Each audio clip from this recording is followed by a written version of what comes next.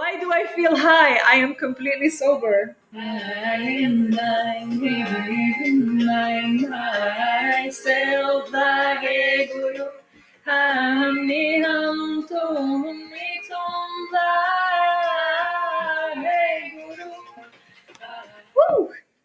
Do I like it? I don't know.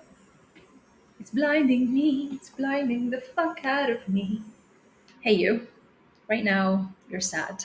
Maybe not right now in this moment, you're sad, but in general, when this happens to you, you feel sad. You compare yourself to other entrepreneurs, you compare yourself to other business owners and so called competitors. Their website looks pretty and yours, you don't really love it. Their colors are great and you're constantly flip flopping and changing fonts and stuff. Their messaging is so clear and so powerful, and yours just feels like a jumble of words. You can't even find a way to articulate it in a way that feels right to you, that you feel is, you can show up with, with power when you go to promote yourself. You compare yourself to business owners who are ahead of you, people who look like they have it all together, and you feel like you don't. All of those things, and I know you heard it before. Don't compare yourself to other people.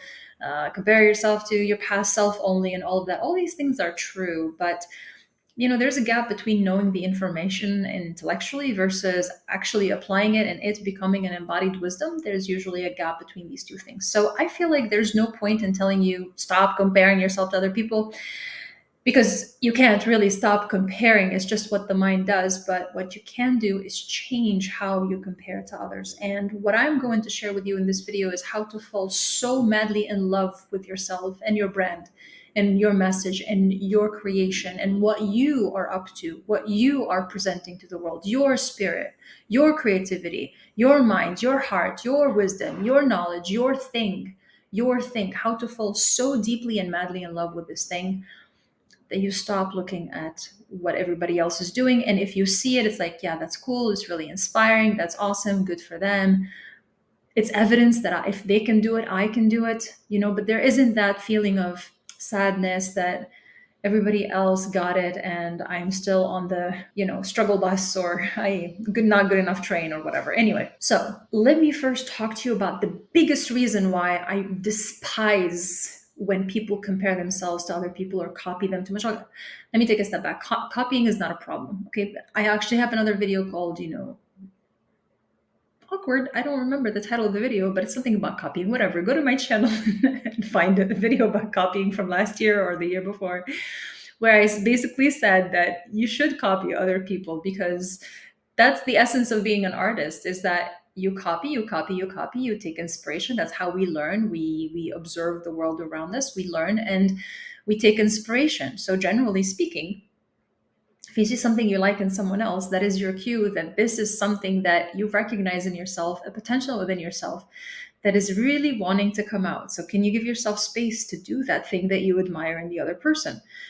Likewise, if you see something you don't like in someone else, it's because there is that potential within you as well, and you just haven't made peace with it. But there's an interesting distinction here between comparing yourself to other people and feeling bad and feeling not good enough versus when you feel jealous or envious. That feeling is because you think whatever they have is not available to you. So you see, all of it is actually about you, has nothing to do with other people. Has nothing to do with that, has everything to do with you. I'm going to give you an example, a personal story. Many years ago, I had one of my e-commerce businesses that I started back in the day was a skincare business. When I started it, I was so excited about this thing. I had just created these products from scratch, from ingredients in the kitchen. I was in India at the time. I was traveling. I loved it. And I had so much fun packaging these things. There was a mission, there was a purpose, there was a reason why I wanted to do it that way. And I was super excited about these products. And when I saw the potential, I was like, okay, let me move back to the US and I got to take this online now. And I created an Instagram account. I never used Instagram before for personal reasons. I didn't like it, but I was like, well, this is where I need to be. So at first I was using Instagram just to promote my skincare, my products. I wasn't showing my face. I had huge visibility issues. I was completely behind the scenes, but I was sharing the product, testimonials, customers loving it, repurchasing the products. It was great. It was amazing. I was so happy and so alive and so excited.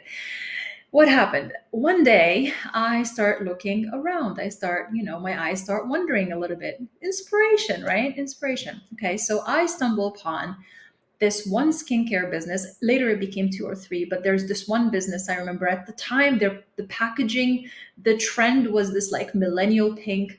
My brand, my product, I didn't really pay too much attention to the branding beyond the packaging was really beautiful. I'll see if I can actually pop some pictures of the product. It is a gorgeous product. I loved creating it. But I looked around and I saw that the most successful skincare businesses at the time, they used this like millennial pink, like I said, and they had a certain vibe and personality, and mine was completely different, which triggered something in me about my childhood and how I felt like I didn't fit in and why I was always the weird one and why am I always different? Why can't I be like all the other people? And yeah, I just started comparing with like the cooler brands that were making multiple million-dollar yearly revenues and spending tons of money on their advertising. And I mean, I'm a marketer, I understand, but still, that doesn't change the fact that I felt bad. I was like, I'm so behind. There's so many light years ahead of me. I'm never gonna get there. Look how big the gap is. I'm so late to the party. I'm not good enough.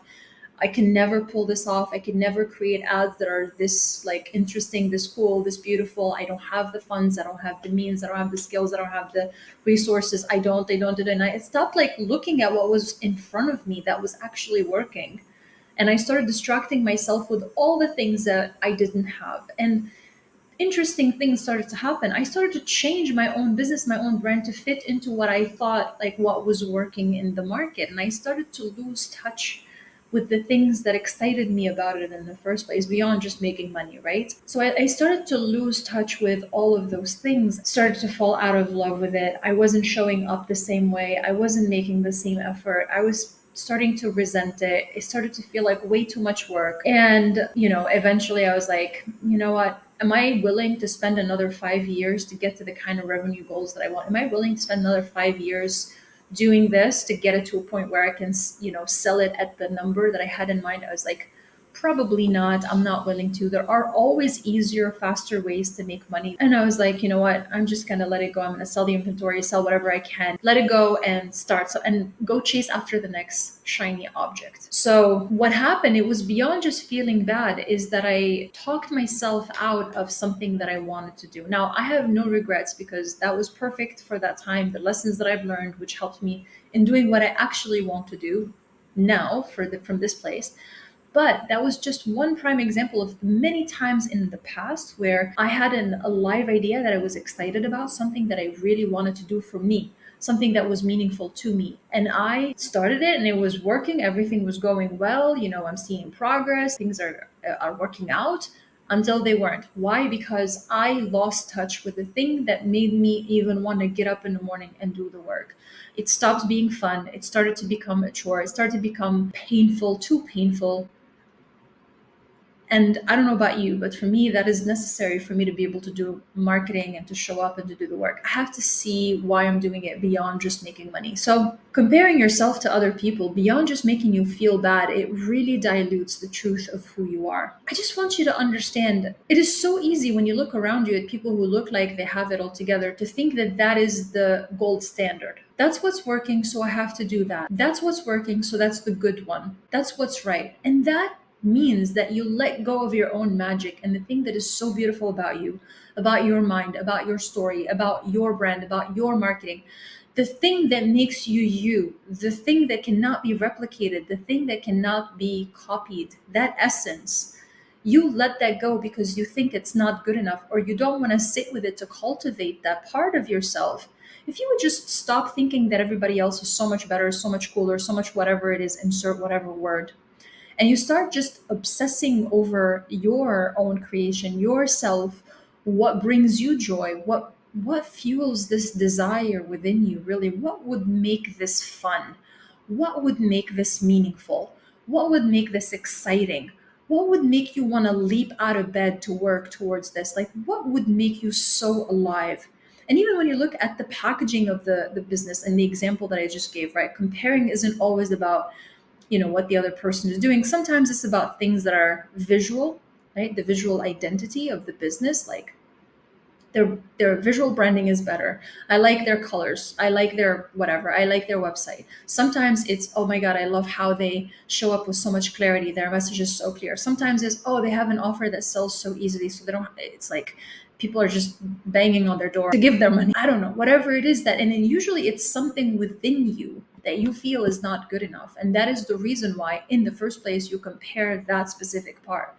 So, really, the work here is again to be so enamored with yourself and your own process and your own creation. And here's how I would do it if I were going through it again. Whatever it is that you compare yourself to other business owners, other entrepreneurs, or quote unquote competitors, list your triggers. What is it that you usually get triggered about? So, in the examples that I gave before, if you always compare yourself to people who have like more exciting branding, more exciting marketing techniques, better messaging, the way they speak, the way they show up, their offers, their whatever, their money, they make a lot more money than you, and they've been in business for way less time, and you're like, why is it that they have it all figured out and I don't?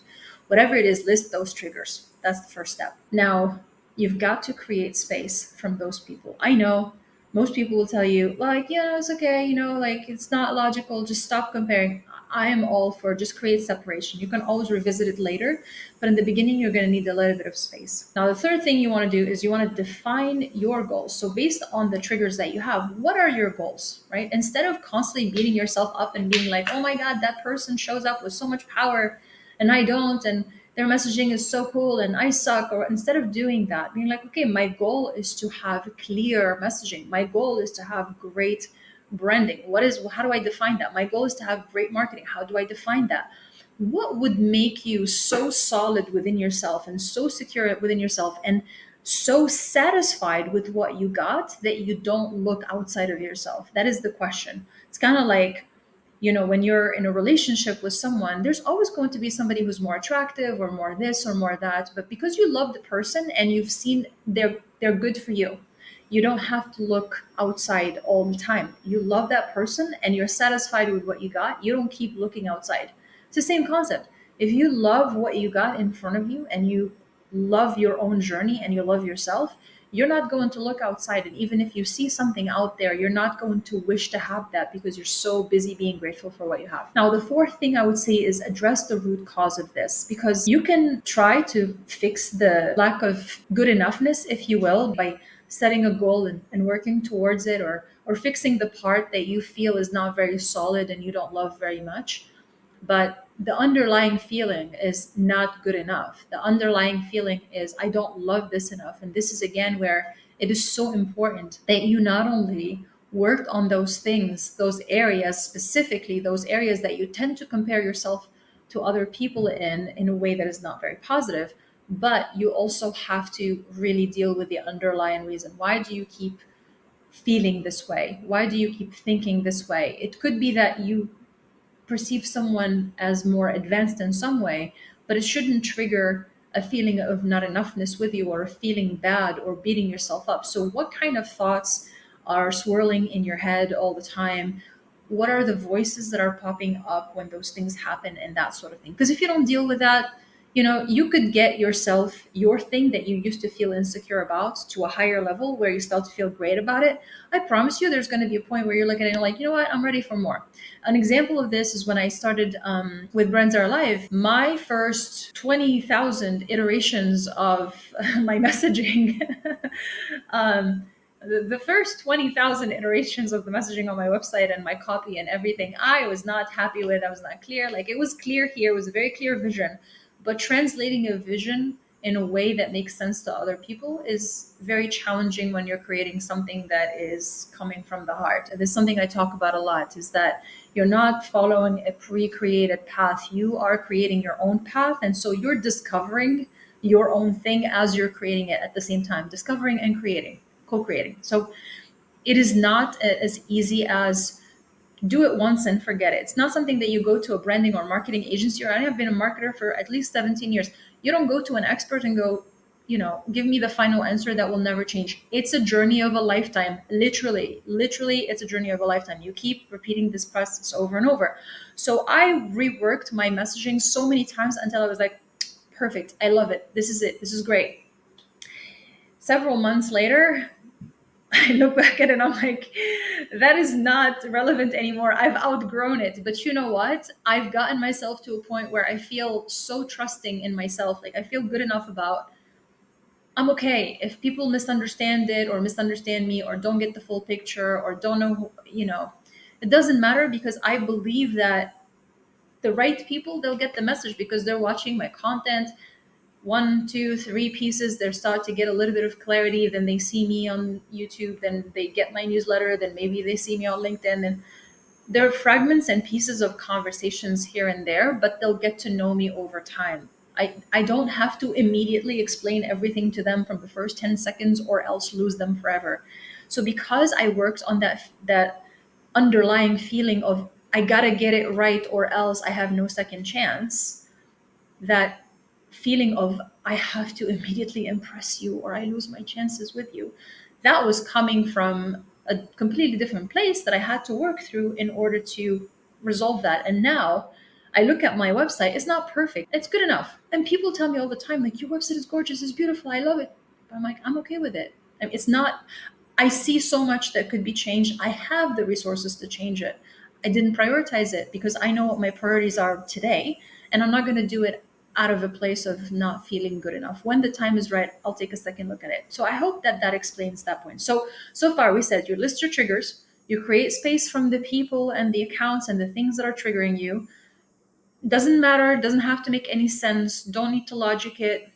If you can't remove them as a connection, you're worried about a relationship or whatever, just at least unfollow or unmute or do whatever you need to do in the platform so that you're not constantly seeing them on your feed or not getting notifications of certain accounts that trigger you. Then you define your goals, like the flip side of the things that trigger you about your own business that you feel are not good enough. What is it? What's your goal? Instead of focusing on what you hate about it, what do you want that would make you so happy and so excited? Like, oh, okay, I feel good enough. Like I can show up with this feeling good about myself. And then four, you want to address the root cause. Like I just gave the example right now. It's usually a feeling of not enoughness. It's usually a feeling of fear. Okay, once you've done all that, now it starts to get really fun because now you can use looking around you and comparing, which we said you can't stop anyway.